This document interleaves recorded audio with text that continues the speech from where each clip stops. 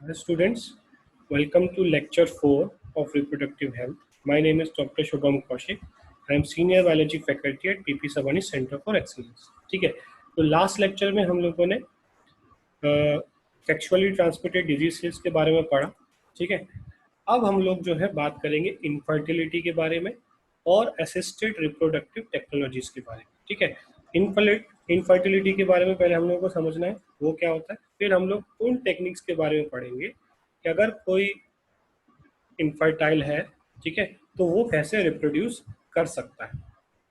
ठीक है, इनफर्टिलिटी क्या है? It is the inability of male और female to produce children.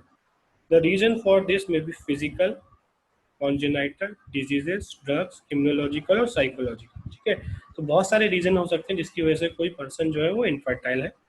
Specialised health care unit infertility clinics help in diagnosis and corrected treatment for this disorder. ठीक है, तो बहुत सारे इनफर्टिलिटी सेंटर्स हैं. ठीक है, बहुत मोस्टली बड़े बड़े सिटीज में सब में है. वो पहली बात तो पता करते हैं कि क्या दिक्कत क्या है और उसका सोल्यूशन क्या है, वो डॉक्टर्स बताते हैं. ठीक है, तो व्हाट इज ART? ठीक है, group of high tech treatment method to improve infertility. अलग अलग मेथड्स हैं इसमें, 4-5 मेथड्स हैं जिनके थ्रू जो है इनफर्टाइल कपल्स जो हैं वो रिप्रोड्यूस कर सकते हैं. इसमें कौन कौन से मेथड है? इन विट्रो फर्टिलाइजेशन, जिसको हम लोग बोलते हैं IVF. ठीक है, आजकल टीवी पे, रेडियो पे सब पे ऐड आता है IVF के बारे में. ठीक है, तो बहुत कॉमन हो चुका है इस समय ये. आर्टिफिशियल इंसेमिनेशन, ठीक है, आर्टिफिशियली जो है गैमीट्स को ट्रांसफर किया जाता है. उसके बाद गैमीट इंट्रासेल्यूलर ट्रांसफर, ये भी उसी तरीके का एक प्रोसीजर, थोड़ा डिफरेंस है, हम लोग पढ़ेंगे. और बहुत सारे मेथड और भी हैं जिसको हम लोग ART में पढ़ेंगे. ठीक है, तो मेजरली एम जो है ART का यही है कि कैसे हम लोग इनफर्टाइल कपल्स की हेल्प करें by using different scientific methods. ठीक है, जहाँ पे भी प्रॉब्लम है उस प्रॉब्लम को कैसे सॉल्व करना है. ठीक है, तो कहाँ से शुरुआत हुई ART की? First successful birth using in vitro fertilization was done in 1978. तो काफ़ी पुराना टेक्निक ये हो चुका है. 1978 में पहली बार इसको सक्सेसफुली यूज हुआ. 1984 में GIFT, gamete intra fallopian transfer, इसको बोलते हैं गिफ्ट. ठीक है, पेरेंट्स के लिए, कपल के लिए एक तरह से गिफ्ट ही है वो. ठीक है, तो 1984 में गिफ्ट का जो है फर्स्ट सक्सेसफुल जो है बर्थ हुआ. उसके बाद gift, ZIFT, zygote intrafallopian transfer. यहाँ पे गैमीट को ट्रांसफर कर रहे हैं, यहाँ पर जाइगोट को ट्रांसफर कर रहे हैं, दोनों में फर्क है. ठीक है, तो ये IVF बना 1978 में सक्सेसफुल हुआ. गिफ्ट जो है वो 1984 में सक्सेसफुल हुआ और जो जिफ्ट जो है वो 1986 में.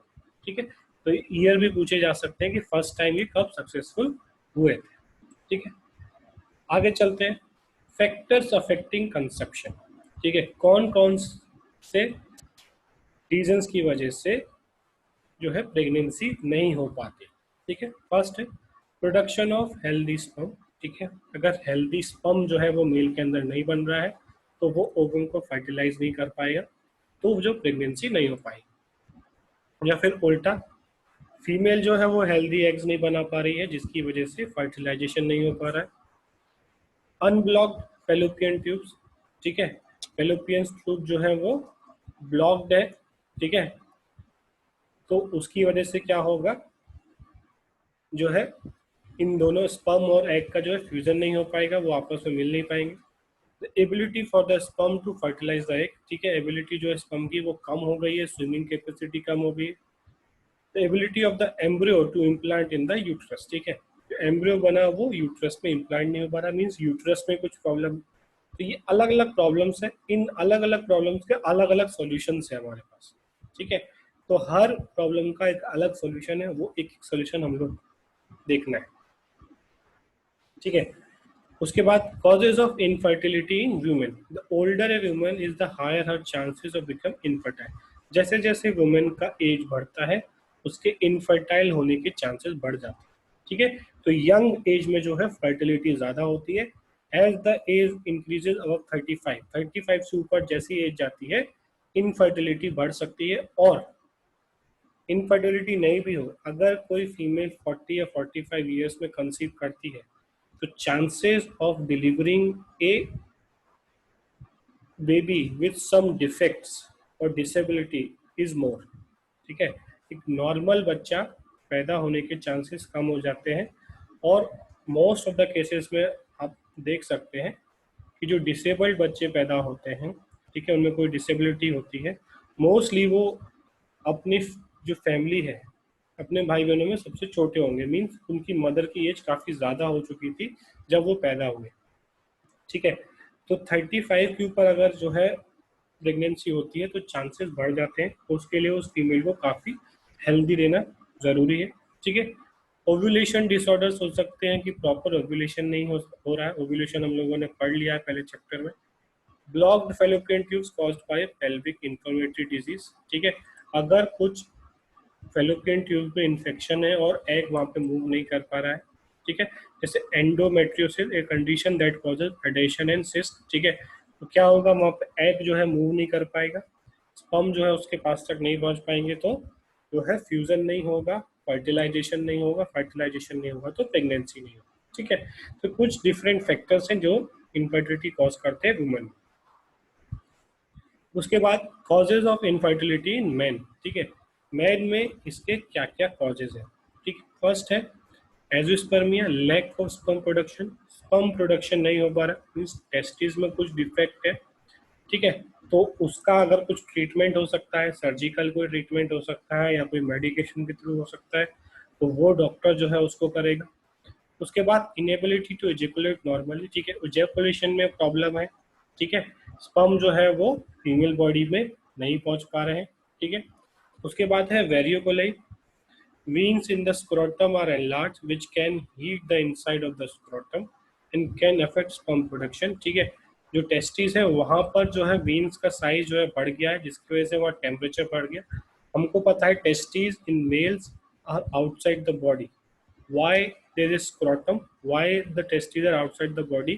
Because they need 2 to 3 degree lower temperature than the body temperature. ठीक है, जैसे हमारी बॉडी का जो टेम्परेचर है वो अराउंड 37 डिग्री है, तो स्क्रॉटम का जो टेम्परेचर होता है वो अराउंड 34 to 35 डिग्री होता है। बट अगर स्क्रॉटम का टेम्परेचर बढ़ गया, वो भी 37 हो गया, ठीक है, अगर ब्लड फ्लो ज़्यादा हो गया, अगर ब्लड फ्लो ज़्यादा होगा किसी भी एरिया में, तो क्या होगा, फ्रिक्शन ज़्यादा होगा, फ्रिक्शन ज़्यादा होगा तो हीट प्रोड्यूस होगा। ठीक है, सिंपल, अगर कहीं पे ब्लड फ्लो होता है, रेड रेड हो जाता है तो गर्म हो जाता है। ठीक है, तो अगर ब्लड फ्लो वहाँ पे बढ़ गया वीन्स के एनलार्जमेंट की वजह से, तो जो है स्पर्म प्रोडक्शन नहीं हो पाएगा, क्योंकि स्पर्म को प्रोडक्शन के लिए 2 से 3 डिग्री कम टेम्परेचर चाहिए। उसके बाद टेरेटोस्पर्मिया, increase percentage of abnormal shape. ठीक है, स्पर्म तो बन रहे हैं बट वो नॉर्मल शेप के नहीं बन रहे। अगर उनका नॉर्मल शेप नहीं है तो क्या होगा, वो प्रॉपरली मूव नहीं कर पाएंगे। ठीक है, स्पर्म को जो है काफ़ी लॉन्ग डिस्टेंस ट्रेवल करना होता है फ्रॉम द वेजाइना, वेजाइना से सर्विक्स के थ्रू पास करते हैं, सर्विक्स के बाद they move to uterus, uterus to fallopian tube. ठीक है, this is a very long distance in the क्या बोल सकते हैं हम लोग, in the relation of sperm size. ठीक है, क्योंकि उसमें एक पर्टिकुलर अमाउंट ऑफ एनर्जी होती है, और उस एनर्जी में वो उसको वो डिस्टेंस ट्रेवल करना है, तो उसको बहुत तेजी से मूव करना होता है। अगर शेप बराबर नहीं है तो वो मूव नहीं कर पाएगा, और स्पर्म बन रहे हैं मेल में फिर भी जो है वो ओवम तक नहीं पहुंच पाएंगे। ठीक है, तो ये एक तरह का प्रॉब्लम हो सकता है।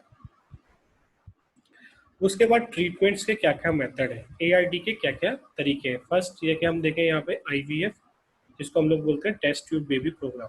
ठीक है, इन विट्रो फर्टिलाइजेशन, जिसको कॉमनली बोला जाता है टेस्ट ट्यूब बेबी। दूसरा है उसके बाद गैमीट इंट्राफेलोपियन ट्रांसफर, गिफ्ट है। उसके बाद इंट्रासाइटोप्लाज्म स्पर्म इंजेक्शन। ठीक है, जो एग है उसके साइटोप्लाज्म में स्पर्म को जो है आर्टिफिशियली इंजेक्ट कर दिया जाता है। उसके बाद आर्टिफिशियल इंसेमिनेशन, स्पर्म को जो है वो फीमेल बॉडी में आर्टिफिशियली इंजेक्ट किया जाता है। और लास्ट है यहाँ पे सरोगेसी। ठीक है, सरोगेसी क्या होता है वो भी हम लोग आगे पढ़ेंगे, तो एक एक करके इन मेथड्स को हम लोग पढ़ते हैं। फर्स्ट है आर्टिफिशियल इंसेमिनेशन। ठीक है, sperm is collected and place into women's vagina, cervical canal और द यूट्रस। ठीक है, स्पर्म जो है वो एक टेस्ट ट्यूब में कलेक्ट किए और उसको एक पतले ट्यूब के थ्रू, इसमें जो है ये जो ट्यूब आपको दिख रहा है, इस ट्यूब के थ्रू जो है, इसको हम बोलते हैं इंसेमिनेशन कैथेटर, जो है वो रिलीज कर दे रहे हैं द यूटेरस, ठीक है। तो उनको काफी कम डिस्टेंस ट्रेवल करना है क्योंकि एग जो है वो यहाँ पर कहीं होने वाला है, ठीक है। इस एरिया में जो है एग कहीं होने वाला है, तो इनको डिस्टेंस कम ट्रेवल करना पड़ेगा, ठीक है। Sperm can come from your partner on an anonymous donor, या स्पर्म जो है वो उस फीमेल के पार्टनर से आ सकता है, या फिर जो है स्पर्म बैंक से जो है वो स्पर्म लिया जा सकता है अगर मेल पार्टनर में स्पर्म प्रोडक्शन में कुछ प्रॉब्लम है, ठीक है। तो बहुत सिंपल मेथड है, ठीक है, आर्टिफिशियल इंसेमिनेशन। उसके बाद है in vitro fertilization. In vitro मतलब होता है बॉडी के बाहर, फर्टिलाइजेशन बॉडी के बाहर, ठीक है। A women's eggs are remove from the ovary, ठीक है। एग जो है उसको ओवरी में से निकाल लेते हैं by surgery and mixed with sperm in a laboratory, ठीक है। स्पर्म जो है वो कलेक्ट कर लिया मेल से, एग जो है वो कलेक्ट कर लिया फीमेल से, और उन दोनों को एक प्रॉपर कंडीशन, नेचुरल कंडीशन जो है, जैसा नेचुरल में कंडीशन है वैसे ही कंडीशन लेबोरेटरी में देकर उनको फर्टिलाइज करा जाता है। Then once fertilize the embryo are placed in the women's uterus, ठीक है। तो फर्टिलाइजेशन बॉडी के बाहर, और जैसे फर्टिलाइजेशन हुआ जाइगोट बना, अब उसको जो है हम लोग एम्ब्रियो को जो है ट्रांसफर कर देंगे इन the uterus of the female, ठीक है। जिसपे से एग लिया था उस फीमेल में ट्रांसफर कर देंगे, ठीक है। तो इसको हम बोलते हैं इन विट्रो फर्टिलाइजेशन। तो फर्टिलाइजेशन बॉडी के बाहर हुआ इसलिए इसको बोलते हैं टेस्ट ट्यूब बेबी। जरूरी नहीं है टेस्ट ट्यूब में हो रहा है, तो एक लेबोरेटरी में हो रहा है इसलिए इसको कॉमनली टेस्ट ट्यूब बेबी बोलते हैं, ठीक है। तो काफी सक्सेसफुल मेथड है और काफी इजी मेथड है और काफी चीप भी है, ठीक है। तो ये एक मेथड है फॉर इनफर्टिलिटी। उसके बाद है gamete intrafallopian transfer. A mixture of women's egg and sperm are placed into the fallopian tube, ठीक है। तो इसमें क्या होगा, एग और स्पर्म के मिक्सचर को जो है फेलोपियन ट्यूब में डाल दिया जाता है, ठीक है, during a laparoscopy. Once inserted fertilization allowed to occur, ठीक है। तो फर्टिलाइजेशन ये फीमेल बॉडी के अंदर ही होगा, इसमें गैमीट्स को ट्रांसफर कर रहा है, ठीक है।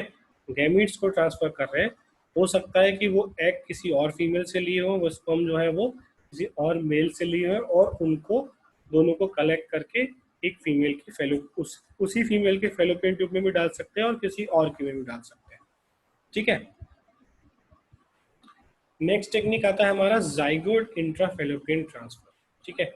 Mixture of an in vitro fertilization and gamete intrafallopian transfer, ठीक है। तो जो अभी तक हमने दो टेक्निक पढ़े, एक आईवीएफ पढ़ा है, गिफ्ट पढ़ा, उन दोनों का एक मिक्सचर जैसा ये टेक्निक है।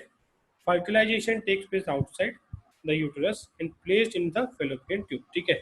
इसमें क्या हो रहा है, फर्टिलाइजेशन बाहर हो रहा है, और फर्टिलाइजेशन होने के बाद, ठीक है, जाइगोट जो है उसको हम लोग फेलोपियन ट्यूब में ट्रांसफर कर दे रहे हैं, ठीक है। तो इसमें हम लोगों ने पढ़ा था, देखिए आईवीएफ में, जिसमें फर्टिलाइजेशन लेबोरेटरी में हो रहा है, फिर एम्ब्रियो को ट्रांसफर कर रहे हैं, एम्ब्रियो को ट्रांसफर कर रहे हैं। यहाँ पर हम लोग गैमिट्स को ट्रांसफर कर रहे हैं फेलोपियन ट्यूब, और यहाँ पर हम लोग जो है जाइगोट को, एम्ब्रियो को नहीं, जाइगोट को ट्रांसफर करें इन द फेलोपियन ट्यूब, ठीक है। तो जाइगोट ट्रांसफर होगा फेलोपियन ट्यूब में, फिर वो फेलोपियन ट्यूब से एम्ब्रियो में कन्वर्ट होकर फिर वो यूट्रस में इम्प्लांट होगा नेचुरली, ठीक है। तो हम लोग यूट्रस में इम्प्लांट नहीं कर रहे, ठीक है। उसके बाद दूसरा जो टेक्निक यहाँ पर आता है कि इंट्रासाइटोप्लाज्मिक स्पर्म इंजेक्शन, ठीक है। इंट्रासाइटोप्लाज्मिक स्पर्म इंजेक्शन, ठीक है। तो हम देख रहे हैं ये एक बहुत बारीक जो है एक इंजेक्शन होता है, जो आंखों से दिखाई भी नहीं देता, इतना पतला इसका निडल होता है। ये हमारा एक साइट है, एग है, ठीक है। और उससे जो है एग को हम लोग होल्ड करते हैं इन द ओवरी, और इस इंजेक्शन के अंदर जो है स्पर्म को लेते हैं और उसे इंजेक्ट कर देते हैं डायरेक्टली इन द एग, ठीक है।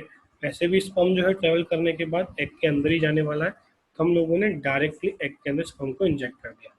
Sperm is injected directly into eggs in the laboratory, ठीक है। तो लेबोरेटरी के अंदर हो रहा है, मींस इन विट्रो हो रहा है, ठीक है। Used if infertility originate from male such as low number sperm, अगर मेल में स्पर्म जो है कम प्रोड्यूस हो रहे हैं, ठीक है, तो आईवीएफ नहीं कर सकते। सीवियर टेरेटोस्पर्मिया, अगर स्पर्म जो है वो एबनॉर्मल बन रहे हैं, तो उसमें पहले क्या करेंगे, जो स्पर्म लेंगे उसमें से नॉर्मल स्पर्म को जो है जो सेलेक्ट करेंगे, और उसको जो है इस पाइपेट में लेकर जो है उस साइट पे इंजेक्ट कर दिया जाएगा, ठीक है। ये काफ़ी सेंसिटिव मेथड है, क्योंकि उस साइट पे प्रॉपरली इंजेक्ट करना है विदाउट डैमेजिंग द एग, ठीक है। उस इंजेक्शन की वजह से एग में कोई डैमेज नहीं आना चाहिए। एग में थोड़ा सा भी डैमेज आया तो जो बच्चा पैदा हुआ उसमें कुछ डिफेक्ट हो सकता है, ठीक है। तो काफ़ी रिस्की मेथड है आईवीएफ, काफ़ी सेफ मेथड है। ठीक है। उसके बाद है फ्रोजन एम्ब्रियोज।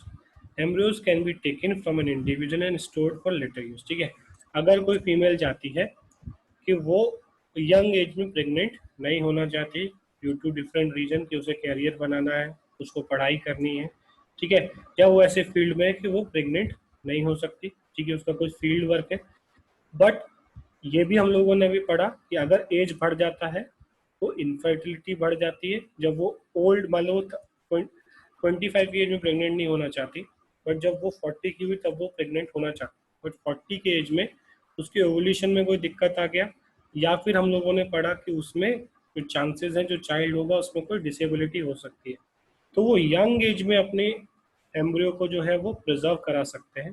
ठीक है, यंग एज में प्रिजर्व करा दिया, और जब बाद में जब वो she is ready for the pregnancy, वो उसको इम्प्लांट करा के प्रेगनेंसी कर सकती है। तो जो एग होगा वो यंग एज वाला होगा, तो जो बच्चा पैदा होगा वो हेल्दी होगा। ठीक है, इसका ये फायदा है। ठीक है, individual stored for later use, once ready to use they can be thawed and can then placed into the uterus। ठीक है, तो इसको -196 में स्टोर करेंगे, उस -196 से नॉर्मल टेम्परेचर पर लाने के मेथड को बोलते हैं थॉइंग। ठीक है, तो उसको हम बोलते हैं thawed and then place into the uterus. ठीक है, तो वो जो एम्ब्रियो जो है उसे जो है यूट्रस में डाल दिया जाता है, यूट्रस में इम्प्लांट होगा। ठीक है, this allows a higher chance of pregnancy. ठीक है, तो इसके थ्रू क्या हो सकता है, लेटर एज में भी जो है वो फीमेल प्रेग्नेंट हो सकती है, और ज़रूरी नहीं है कि एम्ब्रियो जिसने स्टोर कराया था वही प्रेग्नेंट हो, वो एम्ब्रियो किसी और फीमेल को भी जो है वो डोनेट किया जा सकता है। ठीक है, तो ये भी इसका एक फ़ायदा है यहाँ पर। उसके बाद सेलेक्टिंग एन AIT प्रोग्राम। ठीक है, किससे सेलेक्ट करें, ये बहुत बेसिक टॉपिक है। Qualification experience of the clinic. ठीक है, सबसे पहले उन कपल्स को देखना है कि जिस हॉस्पिटल में जा रहे हैं उन डॉक्टर्स का क्या क्वालिफिकेशन है, क्या एक्सपीरियंस है, क्या उन्होंने उससे पहले जो है ये मेथड्स यूज़ किए हैं। ऐसा तो नहीं है फर्स्ट टाइम हमारे ऊपर ये एक्सपेरिमेंट करने वाले। उसके बाद सपोर्ट सर्विसेज अवेलेबल, उसके बाद की जो सर्विसेज हैं वो अवेलेबल है कि नहीं। कॉस्ट बहुत इंपॉर्टेंट फैक्टर यहाँ पर आ जाता है। ठीक है, एक क्लिनिक वो चीज़ 4 लाख में कर रहा है और एक क्लिनिक 40 लाख में कर रहा है, तो आपको देखना पड़ेगा, सोचना पड़ेगा कि 4 लाख वाला कहीं गड़बड़ तो नहीं है, सस्ते में कर रहा है तो कुछ गड़बड़ तो नहीं है, और 40 लाख वाला है तो बहुत महंगा है, क्या हम अफोर्ड कर सकते हैं। ठीक है, वो सारी चीज़ देखना पड़ेगा। उसके बाद सक्सेस रेट, जैसे IVF का सक्सेस रेट ज़्यादा है as compared to cytoplasmic injection. ठीक है, तो वो देखना पड़ेगा, उसमें क्या कर सकते हैं हम लोग। ठीक है, तो ये सारे चीज पॉइंट्स है जिससे कोई पर्सन एक AIT प्रोग्राम, जो सारे हम लोगों ने प्रोग्राम्स पढ़े, वो चूज कर सकता है। ठीक है, उसके बाद आता है हमारा AIT का लास्ट यहाँ पर सरोगेसी। ठीक है, सरोगेट मदर जो है बहुत इंपॉर्टेंट जो है टॉपिक है इस समय, और बहुत ज़्यादा यूज होता था इंडिया में। ठीक है, इंडिया में जो है फीमेल्स को यूज किया जाता था एज ए पैसिव मदर। ठीक है, क्या होता था, मान लो कोई फॉरेनर है, ठीक है, और वो फीमेल जो फॉरेनर फीमेल जो है वो नहीं चाहती कि वो 9 मंथ का प्रॉब्लम सहे। ठीक है, और वो जो लेबर पेन डिलीवरी के टाइम पे वो नहीं सहना चाहती। ठीक है, तो वो क्या, बट बच्चा उनको अपना चाहिए। ठीक है, अपना DNA, अपना जो है वो बोलते हैं ना नॉर्मल लैंग्वेज में, अपना खून होना चाहिए। ठीक है, उन्हें अडॉप्ट नहीं करना है, तो वो क्या करेंगे। ठीक है, एक कपल है मान लो ऑस्ट्रेलिया में, वो IVF करवाएंगे। ठीक है, वो अपना मेल पार्टनर से स्पर्म लेंगे, फीमेल पार्टनर से एग लेंगे, और जाइगोट जो है उस जाइगोट को किसी दूसरे फीमेल के जो है यूट्रस में इम्प्लांट करा दिया जाएगा। ठीक है, या फिर फेलोपियन ट्यूब में डाल दिया जाएगा, फिर उसको एम्ब्रियो में कन्वर्ट होकर वो इम्प्लांट हो जाएगा। ठीक है, तो जो जिसके अंदर इम्प्लांट किया हुआ एक्चुअल में मदर नहीं है, वो सिर्फ एम्ब्रियो को न्यूट्रिशन प्रोवाइड कर रही है। जो भी जेनेटिक इंफॉर्मेशन है वो जिसमें से एग आया है और जिसमें से स्पर्म आया है, जिससे वो जाइगोट बना है, उन पेरेंट्स की सारी इंफॉर्मेशन आने वाली है। ठीक है, और जो वो 9 मंथ का प्रॉब्लम सहने वाली है, एक्चुअल में उसका कोई रोल या उसकी कोई इंफॉर्मेशन उस चाइल्ड में नहीं जाने वाली, वो उसका बच्चा जेनेटिकली बायोलॉजिकल वो उसकी मदर नहीं। ठीक है, तो उसको हम बोल सकते हैं पैसिव मदर या सरोगेट मदर हम लोग उसे बोलते हैं। ठीक है, तो 2014 तक ये इंडिया में होता था। ठीक है, 2014 में सरकार चेंज हुई और इसका मिसयूज होने लगा था इंडिया में, क्योंकि वो लोग बहुत कम पैसे देते थे। मोस्टली राजस्थान में ऐसा होता था, जो गरीब औरत है, ठीक है, वो रेडी हो जाती थी सरोगेसी के लिए। अब वो अंग्रेज बोलते थे कि हम तुम्हें खाना देंगे, इतने पैसे देंगे, आप हमारे जो है इसको सरोगेसी आप करा लो, जब बच्चा पैदा हो जाएगा तो हम बच्चे को लेके चले जाएंगे, ठीक है। और बच्चे में क्वालिटीज उन्हीं की आने वाली है, ठीक है। तो ये बहुत इसका मिसयूज होने लगा था, तो 2014 के बाद सरोगेसी जो है वो बैन कर दिया गया इंडिया में बाहर के लोगों के लिए, ठीक है। इंडियंस इंडियंस को यूज कर सकते हैं, बट बाहर के लोग जो यूज कर रहे थे इंडियन फीमेल को फॉर सरोगेट मदर, वो इंडिया में बैन हो गया। वो बहुत जरूरी था, ठीक है। बियर्स ए, इसमें क्या होता है, here a women bears a child for a couple unable to produce children, ठीक है। एक तो ये हो सकता है कि सरोगेसी किसी प्रॉब्लम के थ्रू हो रहा है, बट अभी क्या हो गया था, मिसयूज क्या हो रहा था, उन्हें कोई प्रॉब्लम नहीं है, बट उनको वो 9 मंथ वाला जो है प्रॉब्लम नहीं झेलना। अगर प्रेग्नेंट है लेडी, मान लो वो हीरोइन है कहीं, ठीक है, कोई एक्ट्रेस है, तो वो जो काम उसका 9 महीने छूट जाएगा। 9 महीने के बाद भी जो है वो 6-7 महीने काम नहीं कर सकती, तो 1.5-2 साल उसका बर्बाद होगा। इस पर उसे कोई टाइम उसका बर्बाद नहीं हो रहा है, बट उससे कोई प्रॉब्लम नहीं है, तो एक तरह से मिसयूज माना जा सकता है। बट जिसको प्रॉब्लम है, वो लेडी में यूट्रस में मान लो कैंसर था और यूट्रस रिमूव कर दिया, तो वो जो है बच्चे को नहीं रख सकती, प्रेगनेंसी नहीं कर सकती। उसमें प्रॉपर एग बन रहा है बट उसके यूट्रस में प्रॉब्लम है, तो उसको किसी और फीमेल में डाल सकते हैं। वो एक जेन्युइन प्रॉब्लम है, उस केस में सरोगेसी किया जाता है, ठीक है। The surrogate is impregnated either through artificial insemination और through implantation of an embryo produced by IVF, ठीक है। या तो आईवीएफ करेंगे या फिर आर्टिफिशियल इंसेमिनेशन करेंगे सरोगेट मदर में, और आफ्टर 9 मंथ जो है वो सरोगेट कॉन्ट्रैक्ट होगा उन दोनों के बीच में। आफ्टर 9 मंथ जो बच्चा है वो ओरिजिनल जो है मदर और फादर को दे दिया जाएगा, ठीक है। तो ये सरोगेसी मेथड है, ठीक है। Problems of ART, it requires high precision handling by specialized professional and expensive instrumentation. काफ़ी सेंसिटिव मेथड्स हैं ये सारे, इसमें बहुत अच्छी केयर चाहिए जो डॉक्टर कर रहा है उसके लिए, और जो इंस्ट्रूमेंट यूज होते हैं वो काफ़ी एक्सपेंसिव होते हैं, तो मेथड भी काफ़ी एक्सपेंसिव होने वाला है। Therefore, these facility are available only in very few centers, ठीक है। तो सब जगह नहीं मिलेगा, काफ़ी बड़े हॉस्पिटल्स बड़े सिटीज़ में मिलेगा। इमोशनल, रिलीजियस, सोशल प्रॉब्लम, ठीक है, और भी बहुत सारे प्रॉब्लम्स हैं, ठीक है। लोग आईवीएफ कराते हैं, फिर भी उनके फैमिली के बड़े बुजुर्ग जो है वो मानते हैं कि वो बच्चा उनका नहीं है, क्योंकि ये तो जो है लेबोरेटरी में बना, ठीक है।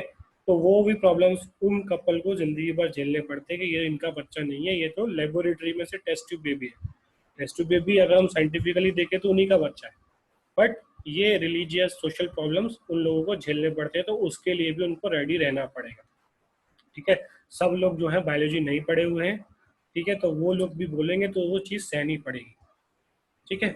उसके बाद legal adoption is one of the best method for couple looking for parenthood. अगर कोई कपल इनफर्टाइल है तो वो अनाथ बच्चों को जो है अडॉप्ट कर सकता है, वो सबसे बेस्ट मेथड है।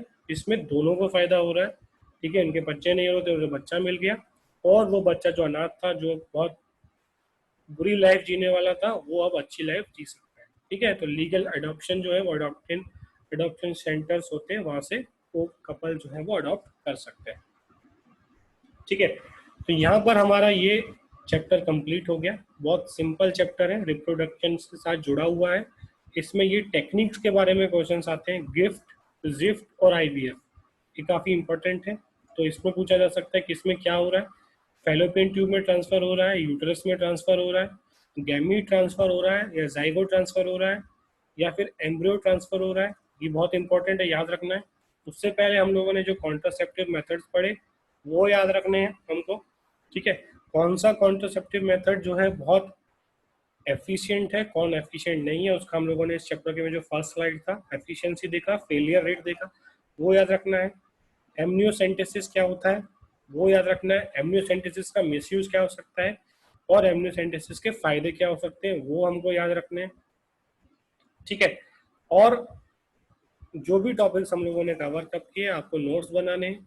जैसे ही चैप्टर खत्म होता है 2 या 3 दिन के अंदर नोट्स का फोटो खींच के पीडीएफ बना के मेरे को भेज देना है, ठीक है। तो हमारे ये 4 जो रिप्रोडक्शन से जुड़े हुए 4 चैप्टर थे। First, reproduction in organism. Second reproduction in flowering plants, third human reproduction और फोर्थ रिप्रोडक्टिव हेल्थ। ये रिप्रोडक्शन से रिलेटेड चारों टॉपिक हमारा कंप्लीट हो जाएगा। तो यूनिट 1 जो है हमारा यहाँ पर 12th का जो यूनिट 1 है वो कंप्लीट हो गया। अब हम लोग जो है, अगर हम लोग ऑनलाइन क्लासेस करते हैं तो हम लोग जो जेनेटिक्स वाली यूनिट है उसको स्किप करेंगे और हम लोग ह्यूमन हेल्थ वाली जो यूनिट है उसको स्टार्ट करेंगे, ठीक है। क्योंकि जेनेटिक वाला यूनिट जो है उसको थोड़ा ऑनलाइन में आप लोगों को दिक्कत आ सकता है, तो हम लोग कोशिश करेंगे कि जेनेटिक्स हम लोग ऑफलाइन क्लासेस में पढ़े और हम लोग ह्यूमन हेल्थ और जो बाकी के इजी चैप्टर्स है उनको हम लोग ऑनलाइन लेक्चर्स में कवर अप कर लें, ठीक है।